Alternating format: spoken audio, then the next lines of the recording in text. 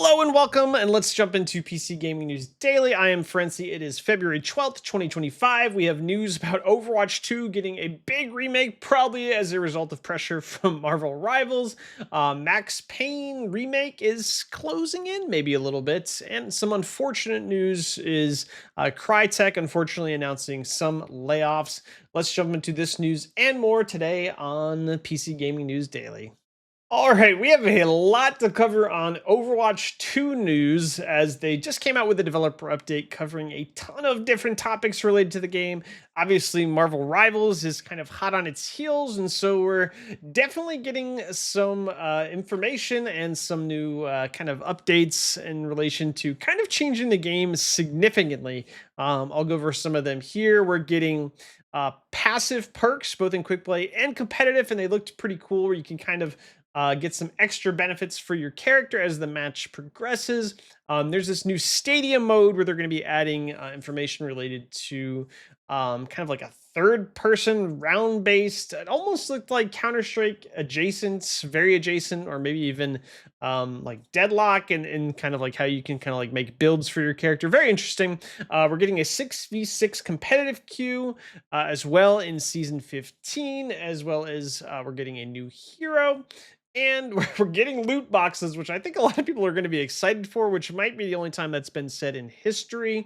But the loot boxes in Overwatch 1 were actually pretty good. It allowed you to basically get most of, if not all of the skins, if you put in enough of the time.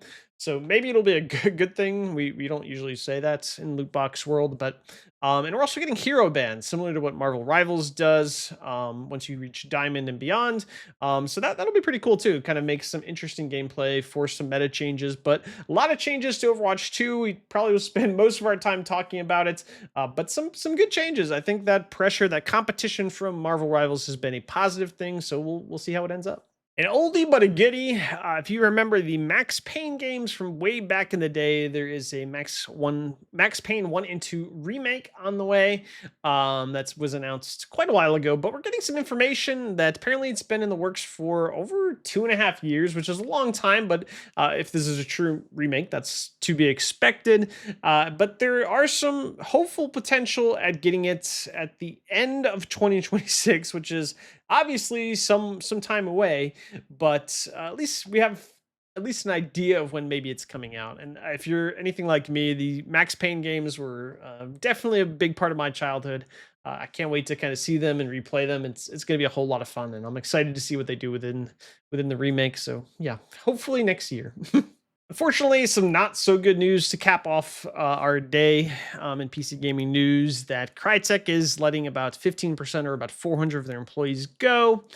Uh, Layoffs have been pretty hard on the industry. Obviously, I don't like to speculate or dive too much into this. This affects people's lives and the games that we make.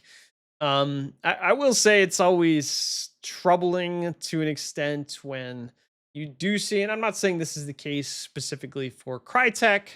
Their situation might be different. I don't know. But it is always troubling when you see games and publishers and things like that making billions of dollars in profit and they're still letting people go. I can certainly, understand like, sometimes you need to change things up, but it would be nice to maybe see more of an emphasis on, retasking these employees or finding new jobs or maybe having a new game and a new focus to, um, make sure we're not losing so many people from the industry because they make the games that we love, and it is a shame when we see all these like crazy record numbers and profits, and unfortunately still see people getting let go. That's just my 2 cents. Had to get off my chest, but just really sad news in general from Crytek. And Hunt Showdown is a really good game. I've played it quite a bit, so it is kind of sad to see. And we obviously know about Crytek from the Crisis games, which certainly were amazing back in the day as well. But yeah, that wraps up our unfortunate news on layoffs related to Crytek.